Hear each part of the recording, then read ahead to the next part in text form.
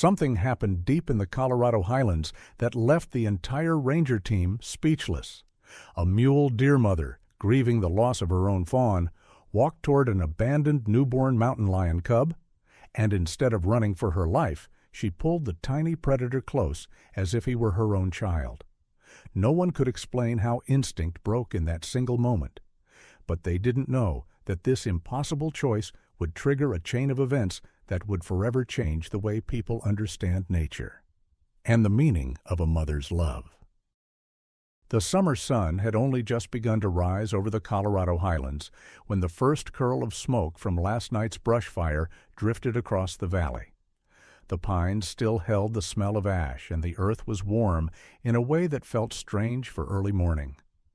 Gabe Turner, a senior ranger who had watched this land for nearly 30 years, stepped carefully over fallen branches as he checked the burn path. His boots crunched softly on dry needles. He wasn't expecting anything unusual. Fires this small happened often in summer. Nature healed quickly here. But then he heard it, soft, thin, almost too faint to be real. A whimper, not a bird, not a fawn. Something else, something young. He moved toward the sound. Under a scorched ponderosa pine, curled into a trembling bundle, lay a newborn mountain lion cub. Its fur was still patchy in places, its eyes barely open, its breath uneven and frightened. Gabe froze. This was not where a cub should be. Its mother would never leave it here unless something had gone horribly wrong. His chest tightened with the kind of dread he had come to know too well. Traps, poachers, illegal hunting driven by false beliefs about value and testosterone supplements advertised online. He had seen it before, and every time it struck the same nerve in him. But he forced himself to breathe. One thing at a time. The cub needed help. He reached slowly into his pack to radio in the finding. Then the forest shifted. A rustle of leaves, a light, careful step. A shadow moved through the smoke. A mule deer doe stepped into view. Her coat was dusty with soot, her eyes wide and searching. Gabe recognized her immediately. Ayla. One of the older does in the region, gentle in temperament, always keeping to the western ridge. But something was wrong. Her sides were heaving, her ears flicking in frantic patterns. She moved like a mother who had lost something. And then Gabe understood. Her fawn. The fire must have scattered them. Ayla's head tilted. She saw the cub. Gabe whispered under his breath, "Go on, girl. Run." He knew the rules of nature. Deer didn't approach mountain lions. They fled from them. Their survival depended on it. But Ayla didn't run. She stepped closer. The cub whimpered again, lifting its tiny head as if begging for warmth. Ayla's muscles tensed, but not to leap away. Instead, she lowered her neck, brought her muzzle near, and breathed gently over the small creature. A mother's breath. A searching, longing instinct Gabe recognized instantly. She had lost her fawn, and in the hollow place where her grief lived, something ancient was loosening her fear. The cub wobbled to its feet and pressed itself against Ayla's foreleg. Gabe's breath caught. This should be impossible. Ayla hesitated only a heartbeat longer. Then she did the unthinkable. She angled her body, lowered herself slightly, and let the cub nuzzle its way toward her underside. And in one surreal, breathtaking moment, she allowed it to nurse. The silence of the valley shifted, as if even the wind paused to witness something that defied every instinct written into the wild. A prey animal embracing a predator. A mother grieving her lost child, giving a stranger's child a place to live. A second, softer sound echoed nearby. Ayla's surviving fawn, Pine, stepped hesitantly out from behind a cluster of serviceberry bushes. His ears twitched nervously at the sight of the cub. He stamped the ground once, unsure, then looked to his mother for guidance. Ayla lifted her head, eyes calm but oddly resolute, and Gabe saw it clearly. She had made her decision. Pine inched closer, nose quivering in confusion, until he was only a few steps from the mountain lion cub that should have been his enemy. The cub blinked up at him with helpless innocence. The forest became still around them. Gabe raised his binoculars, his hands shaking just enough to blur the image.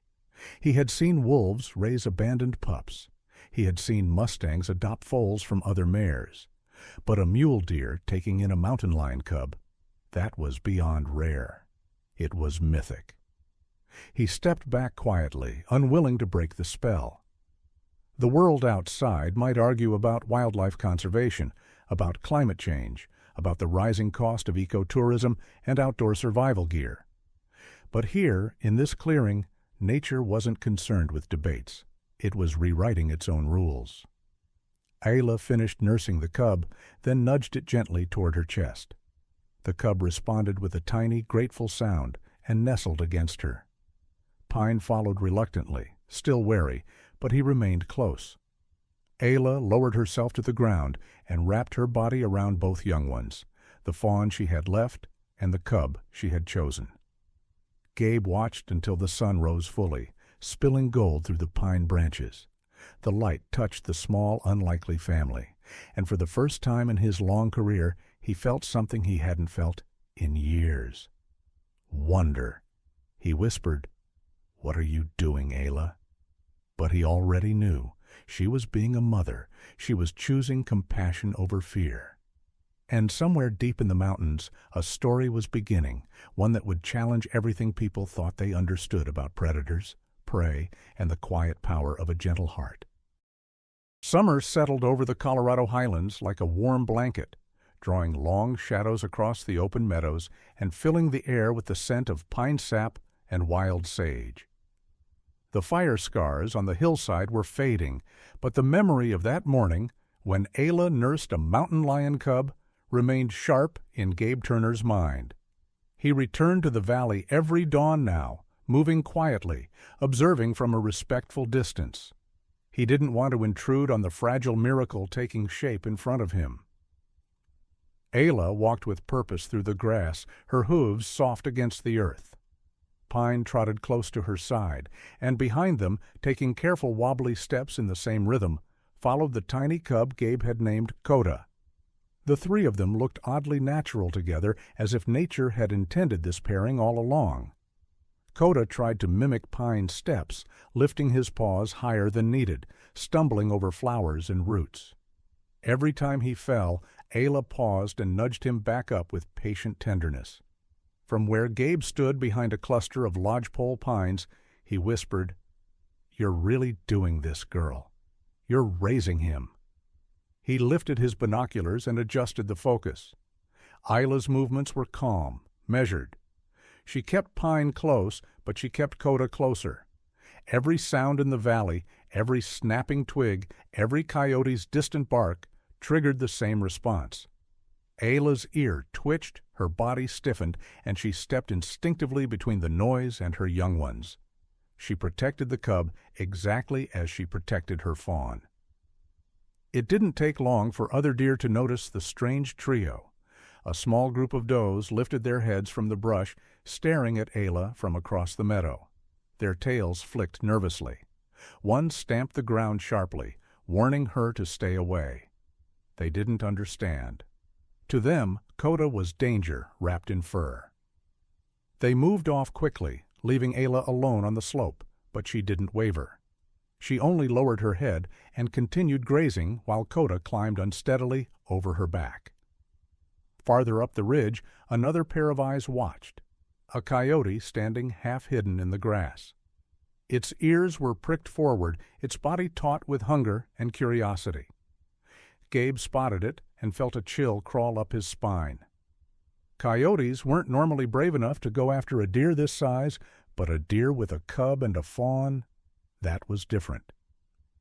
Vulnerability attracted the wild in ways humans rarely understood. He made a note in his logbook, adding a quiet reminder to patrol the area more often. Wildlife conservation was a constant battle between protection and restraint, much like finance or health care in the real world. Too much interference and balance was lost. Too little and tragedy followed.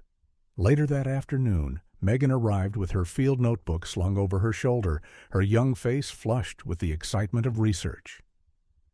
"Did you see them again?" she whispered, as if afraid her voice might break the spell. Gabe nodded and pointed. "Right there, same clearing." Megan raised her binoculars and gasped softly. "It's not just care, she's teaching him." Indeed, Ayla walked slowly, stopping every few steps to check that Pine and Coda kept pace. When Pine darted ahead, Coda tried to follow, tripped, and rolled clumsily down a small rise. Pine circled back, poking him with his tiny hooves as if urging him to get up. Ayla stepped in immediately. She nudged both of them toward a patch of tall grass where the shade felt cool and safe. The cub crawled beside her and stretched out, letting the breeze ruffle his fur. Ayla lowered her head and licked the soot still clinging to his coat, an act that made Megan's throat tighten. "This is maternal bonding," Megan whispered. "Pure, unfiltered instincts. She's replacing her loss with him, and he's imprinting on her. This could rewrite entire behavioral models." Gabe chuckled under his breath. If only rewriting credit card rules or insurance plans were this simple. They watched for nearly an hour. Coda slept. Pine dozed beside him. Ayla kept guard, her ears flicking at every sound. When they finally rose, Coda tried something new. He mimicked Pine's hopping gait. His tiny claws caught in a tuft of grass, and he flipped forward again, landing in a soft heap. Pine, ever patient, nudged him upright. For a moment, the two young ones pressed their foreheads together, sharing the wordless connection of creatures raised under the same heart. But the peace fractured suddenly.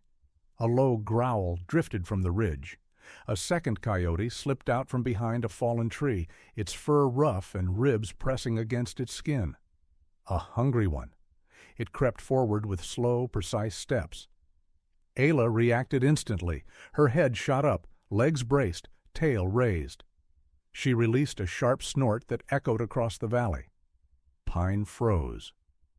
Coda stumbled back into the shelter of Ayla's legs. Gabe tensed. Not good. Not good at all. But something unexpected happened. The coyote hesitated. Not because of Ayla, but because of Coda. Even though he was small, even though he barely understood the world, the scent of mountain lion clung to him like a warning. The coyote's instincts screamed confusion. Predator or prey? It took a step back, unsure. Ayla followed that hesitation with a bold leap forward, stamping hard enough to send dust flying into the air. The coyote flinched, snarled once more, and retreated into the brush. Megan exhaled shakily. She just protected him like he was her own. Gabe nodded. She's rewriting the rules, and the damn forest is letting her. When the shadows began to lengthen, Ayla guided her small family toward the creek. Coda trotted crookedly behind her, trying to place his paws where Pine's hooves had landed moments earlier. At the water's edge, Pine drank first. Coda watched closely, then leaned down and copied him, lapping at the water clumsily. Pine lifted, his head, water dripping from his chin, and the two youngsters stared at each other with a curiosity that felt strangely tender. The sun dipped low, painting the valley in amber light. Ayla stepped to higher ground and gathered both young ones close, her body forming a shelter between them and the darkening forest. Gabe lowered his binoculars. "This isn't temporary," he murmured. "She's chosen him." Megan closed her notebook, her eyes bright. "Then the question is, what happens when he grows up?" The evening breeze whispered through the pines, carrying the scent of sage, river water, and something new, something fragile yet powerful, like a bond forming between unlikely hearts. And as darkness crept across the valley, Ayla curled herself around Pine and Coda once more, creating the strangest family the mountains had ever seen. By late July, the Colorado Valley had turned into a tapestry of shifting golds and greens, the kind of summer landscape older folks often described when talking about hiking trips, retirement travel, or outdoor insurance for RV owners. Warm breezes carried the scents of sagebrush and river water, and every living thing moved a little slower under the weight of the heat. But Coda was not slowing down. Every sunrise seemed to bring a new length to his stride, a new sharpness to his eyes, a new strength in those growing paws. Gabe Turner noticed it first. From his usual vantage point on the ridge, he watched as Pine bounded across a clearing in playful bursts of energy. Coda followed behind, but his movements were different now, lower to the ground, more focused, more deliberate. His shoulders rolled with the beginnings of a hunter's rhythm. Gabe lifted his binoculars and whispered to himself, "He's changing. Nature always remembers what it wrote first." Yet what Gabe saw next softened his worry. Pine darted left and disappeared behind a fallen log. Coda chased after him but miscalculated his jump, landing awkwardly. Pine reappeared, nudging the cub with a tiny hoof, almost as if teasing him about his clumsy attempt. Coda shook himself off, then tried again with a gentler bounce. Even in his growing strength, he was learning restraint, something Ayla enforced daily.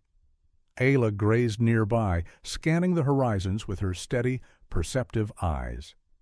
Whenever Coda's playful swats got too hard, she intervened with a quick, firm nudge of her head. Coda always backed down immediately, lowering his ears in apology. It was mothering at its purest, and it astonished anyone who saw it. That afternoon, Megan joined Gabe on the ridge with her field notes. She had spent weeks documenting the trio's every move, carefully noting how Coda mirrored Pine's behaviors, following him to drink from the creek, curling beside him to sleep in the noon shade, even copying the way Pine flicked his ears at flies. But Megan's face was more serious today. "It's starting," she murmured. "Predatory mimicry. He's playing like a deer, but his instincts are waking up." Gabe didn't disagree. We knew this part was coming, but neither of them expected the moment to arrive so suddenly. It happened just before sunset, when the valley was washed with amber light. A jackrabbit shot out from the brush, startled by Pine's movement. It zigzagged across the clearing in panic. Pine barely paid attention, but Coda did. His body snapped into focus. His head lowered, his hind legs coiled with an instinct older than the forest itself. Megan inhaled sharply. "Oh no, he's going to chase." Before she could finish, Coda lunged. It wasn't graceful, and it wasn't fast enough to catch anything, but the intention was unmistakable. He landed clumsily but kept going, guided purely by instinct. Pine watched in confusion, stamping his tiny hoof in. Distress! Ayla reacted instantly. She bounded forward in 2 quick leaps and cut across Coda's path, blocking him with her body. Startled, he skidded to a stop. Ayla stamped the ground sharply, her eyes locked on Coda's. It wasn't anger, it was a boundary being set. Coda's tail lowered, his head sank. He backed up slowly, letting out a tiny, confused sound. Ayla stepped closer and touched her muzzle to his forehead, as if to say, "Not here, not like that." And then she guided him back toward Pine, nudging the 2 youngsters close enough that their bodies brushed together. Gabe whispered, almost reverently, "She stopped a predator's instinct with nothing but love." But the moment was not over. A rustle came from the far side of the clearing. The same coyote that had been watching the family earlier in the summer appeared again, but this time it wasn't alone. A second one slunk out behind it, followed by a third, lean, hungry, dangerous. They spread out slowly, forming a loose arc. Their eyes flashed with hunger and calculation. Coda sensed the tension first. His small body stiffened, and he pressed himself under Ayla's chest. Pine trembled beside him. Ayla lifted her head, ears pointed, her muscles tight as bowstrings. She knew the danger. She also knew she could not outrun it with two young ones at her side. Gabe felt his stomach drop. "Damn it! They're coordinating!" Megan gripped his arm. "We can't interfere, not unless it turns deadly." In the valley, the coyotes crept closer. Ayla didn't back down. She held her ground, stamping once, twice, snorting sharply. Coda let out a small growl, not quite a roar, but a sound filled with confused courage. The coyotes hesitated, thrown off by the scent of mountain lion. But hunger pushed them forward again. Then something shifted. One of the coyotes darted too close, aiming for Pine. Ayla lunged sideways, her hooves striking the dry earth. The movement startled Pine into bolting a few steps, and the coyote followed. But Coda, in a burst of instinct he didn't understand, ran after Pine, not to attack, but to protect. He threw his little body between Pine and the coyote, releasing a trembling growl that echoed through the clearing. The growl wasn't powerful. It wasn't even threatening. But something about it, raw, young, filled with a strange sense of family, made the coyote falter. Ayla seized the moment. She charged forward, head lowered, and slammed her shoulder into the coyote's side. The coyote yelped and stumbled back. The other two retreated a step, uncertain. They had never seen anything like this. A deer defending a predator, and a predator defending a deer. The stalemate lasted only seconds, but it felt like an eternity. Finally, the coyotes gave up, slipping back into the shadows where they'd come from. When it was over, Ayla stepped to Pine and Coda, touching each one with her nose. All three of them leaned into each other, trembling under the fading sunlight. From the ridge, Megan wiped tears from her eyes. "She broke his instinct again," she whispered. "And he broke hers." Gabe nodded slowly. "They're changing each other. This isn't just survival. This is something new." The night settled in, warm and strangely quiet. Ayla curled around Pine and Coda beneath a tall pine tree, her body a shield, her heartbeat a lullaby. Coda pressed close to her, comforted. Pine nestled on the other side, his small body rising and falling with steady breaths. Two young creatures who should have been enemies fell asleep as brothers. And the valley held its breath, sensing that the wild itself was being rewritten under the summer sky. By the time August settled into the valley, the days had grown long and heavy with heat, and the nights carried a stillness that felt almost too fragile. The grasses had dried into a pale gold, and the soft rustling of mule deer moving through the brush had become the soundtrack of late summer. Yet beneath the calm, everything in the highlands seemed to be waiting, holding its breath, because even the mountains knew instinct cannot stay quiet forever. Coda had grown noticeably in those few short weeks. His legs were stronger now, his paws larger, his shoulders beginning to show the early promise of the powerful mountain lion he would become. But his heart was still soft. He still followed Pine as if the little deer were his older brother. He still leaned into Ayla whenever he felt unsure. And Ayla, with a patience no one could explain, seemed to understand that her strange little family was living on borrowed time. That evening, Gabe Turner walked the ridge with a slower step than usual. He checked the batteries on his trail cameras, adjusted the straps on his pack, and paused often to survey the land. Coyotes had been growing bolder. Tracks showed more movement, more testing of the boundaries. And summer heat always drove predators closer to water sources, right where Ayla, Pine, and Coda spent most of their daylight hours. Gabe knelt near the creek, pressing 2 fingers into a fresh print. "Too big for just one," he murmured. "They're grouping up."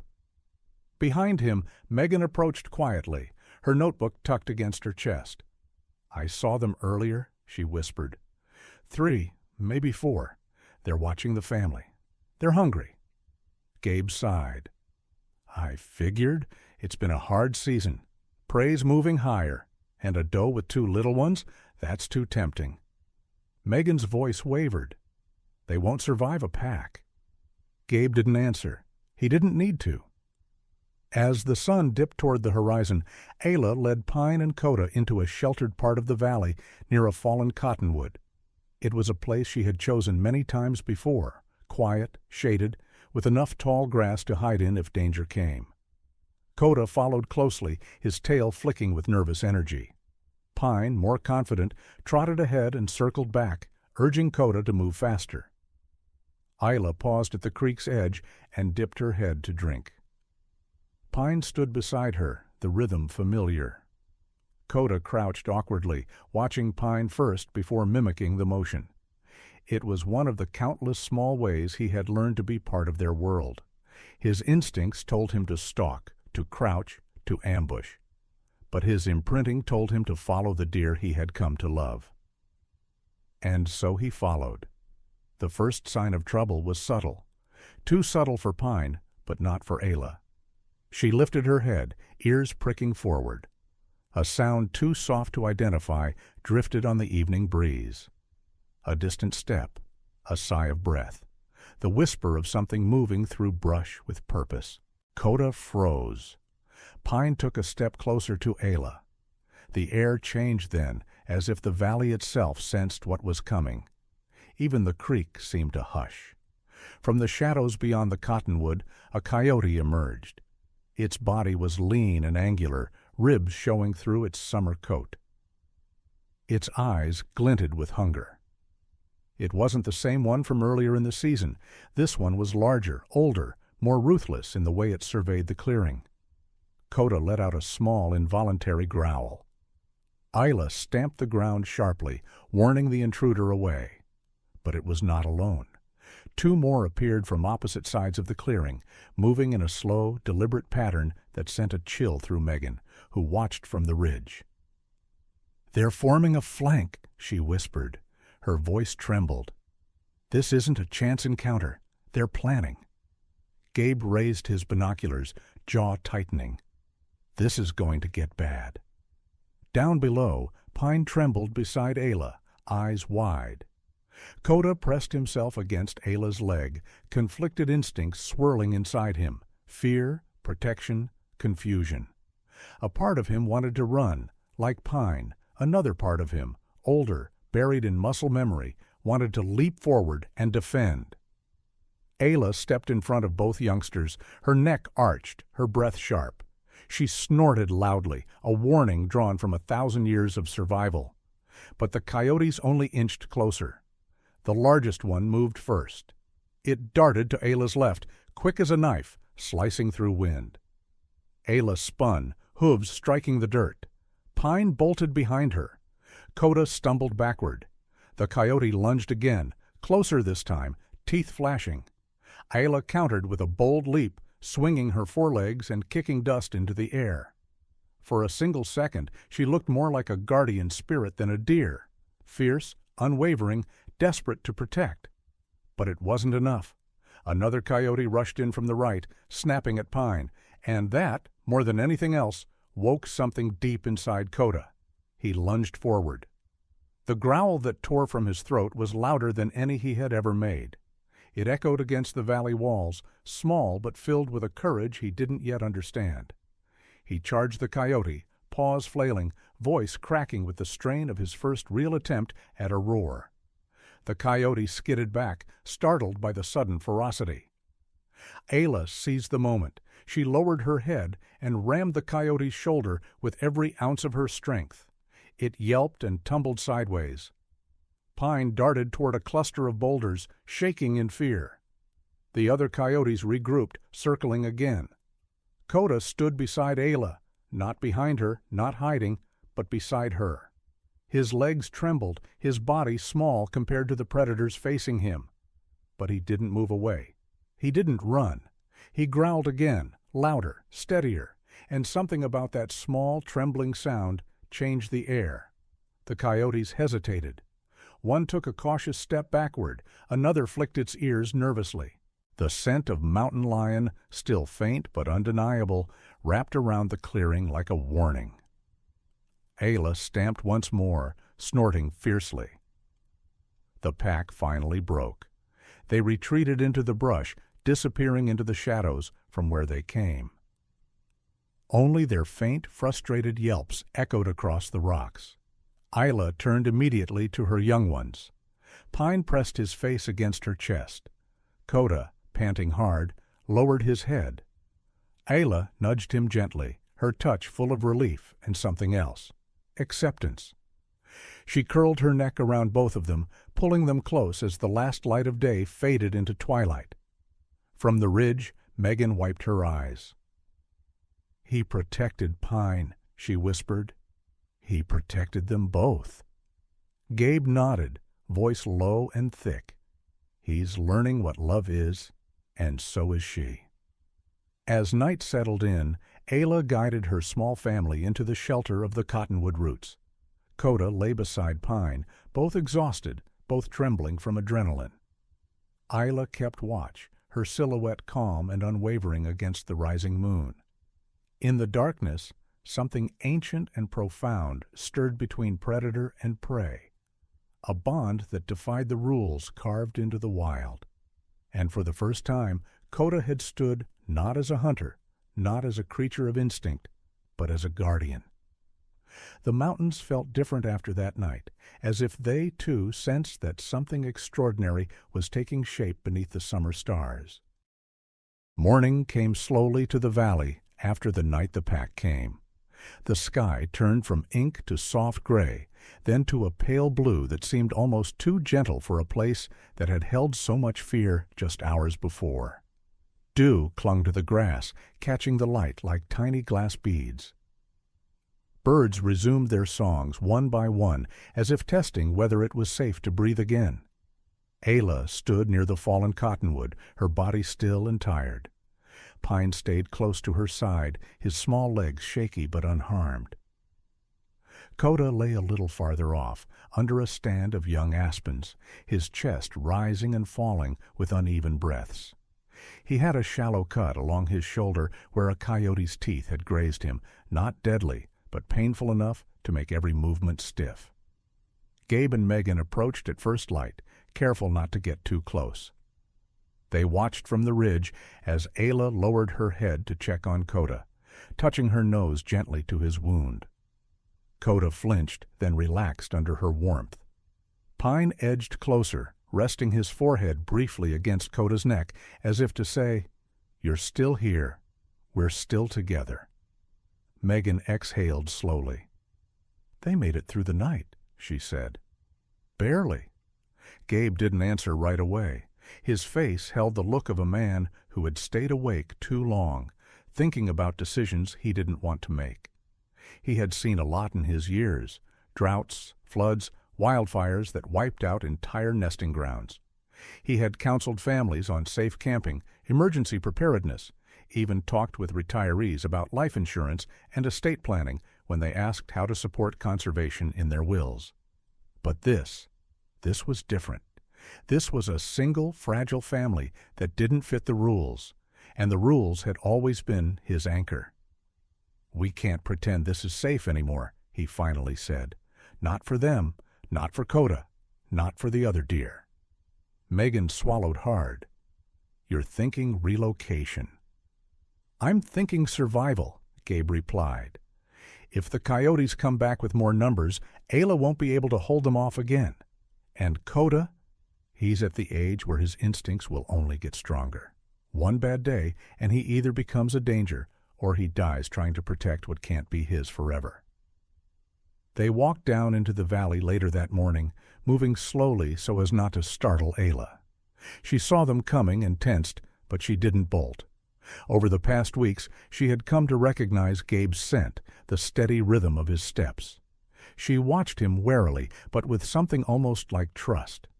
Coda tried to stand when he spotted them. His legs shook, but he planted his paws in the dirt and stayed upright. Pine pressed himself against Ayla, eyes wide. Gabe stopped a good distance away and knelt, making himself smaller. His voice was quiet when he spoke. "Easy, girl, easy. We're not here to hurt you." Megan set down a transport crate near the trail, its door open, blankets folded inside. It looked out of place in the wild, a reminder of human roads, veterinary clinics, and the structured world of schedules and appointments.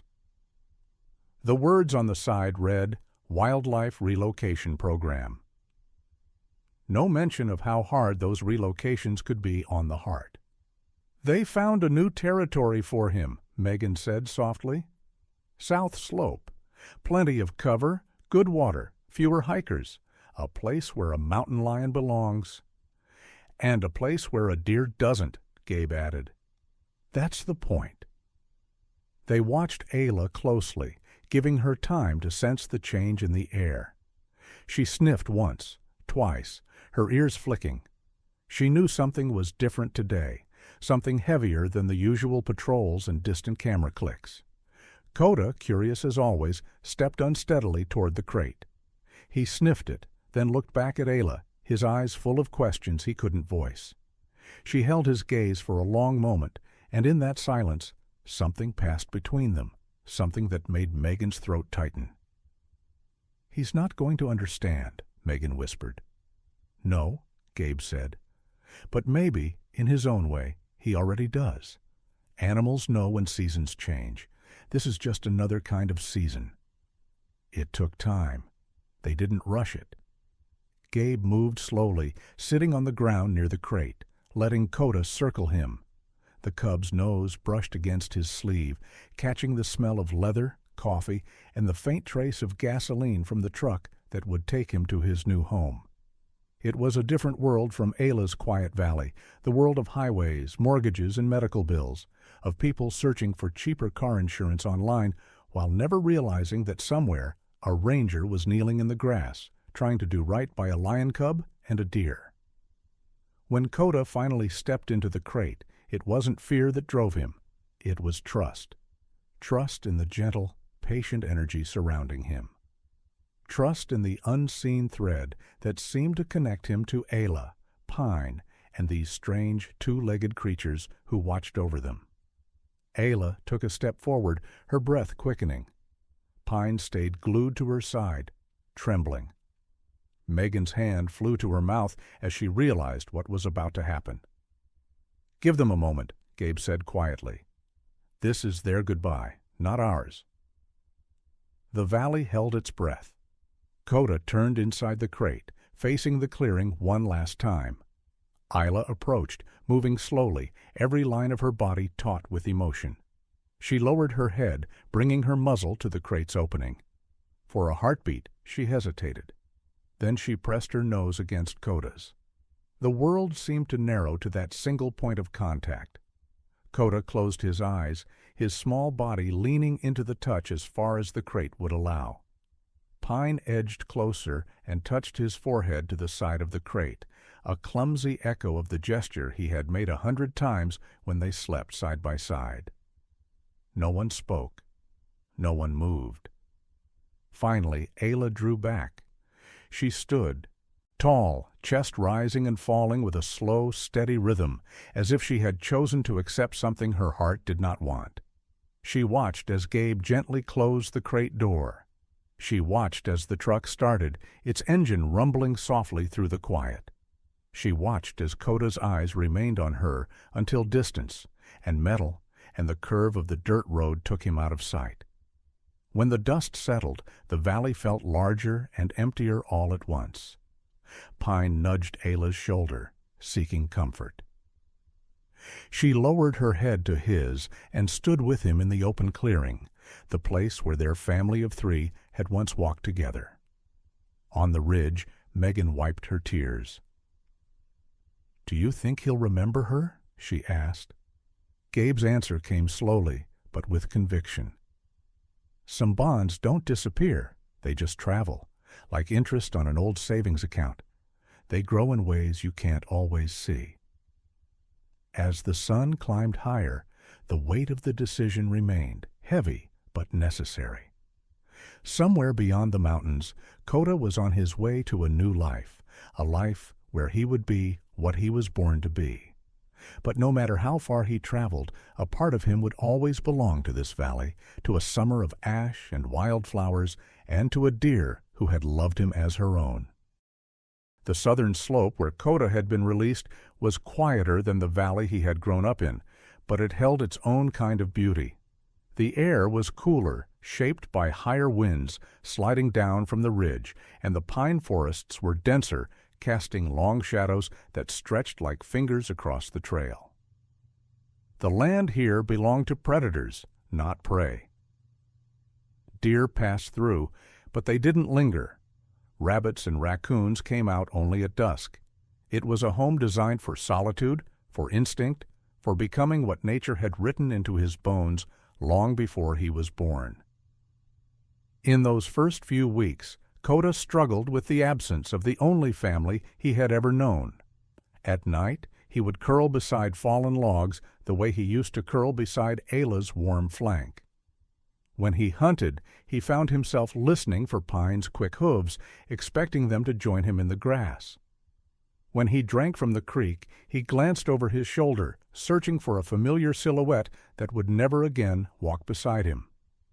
But time moved on, as it always does, gently carrying him forward. His new territory offered everything a young mountain lion needed: cover, water, prey, places to hide, places to climb. Yet Coda approached his new world with a gentleness that surprised even the rangers monitoring him through the collar camera.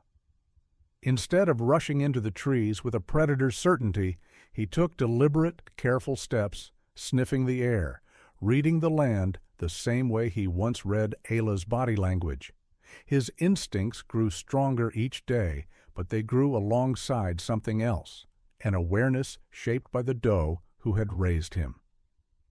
It became clear in the subtle ways he navigated danger, in the patience he used when stalking prey, in the restraint he showed even when hunger twisted in his belly. Gabe watched hours of footage, leaning forward, studying every movement.